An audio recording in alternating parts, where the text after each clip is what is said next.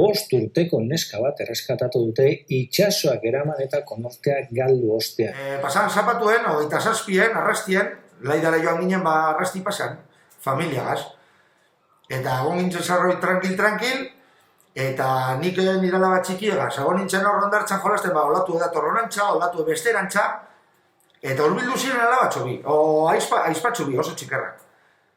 Eta bueno, guk hor jolasten apurtxu baten, eta batean, venga, gehitza goaz, palmera txokolaten, leidako palmera, jamatua, goaz, bazkeiten. Eta goaz ondartxara, eta alaba nagusiek esan ostan batean. Jo, ebitu zelango bat hau baino hartzen, zera, ez trebea da hori, eta ikusi nagoen atxan beso baten moduen.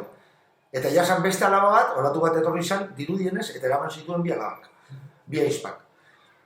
Bat atera zuen, eta batean hasi izan jendean, nik egin nagoen holan apurtxuen pentsa, eta esan nagoen, ostras, hamen zeuden, bi, eta batek esan zauen, ostras, había otra.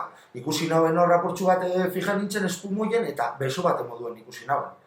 Arropak kendu, sartu barrure, kriston komeriek urtetako, eta gero urten, eta justo mediku bat egon zan, erizaina, eta horrein otxien reanimazioa, nik itota atera nauen. Guztiz itota, inkonstiente zegoen umea.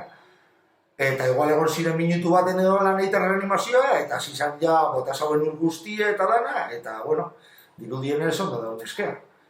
Toe kristona, handina dekot buruen. Nik altzetan az goizetan eta lehenko imagina dekotena da umeana, buruzbera, itota, eta trapu bat emaduen, hartzen dozu 5 urteko ume bat, itota, pentsaten dozu hilda dauela, imagina, ez dokentzen burutik, eta kosteko jata, kristona. Eta bueno, gero negarrak hor, atera nuenean, bai, ondo, baina gero ja minutu batera, eta ikusten umea ezauela arranketan, eta reanimazioa egiten, negarrez denbora guztian, negarrez, gauean negarrez etxean, kristona.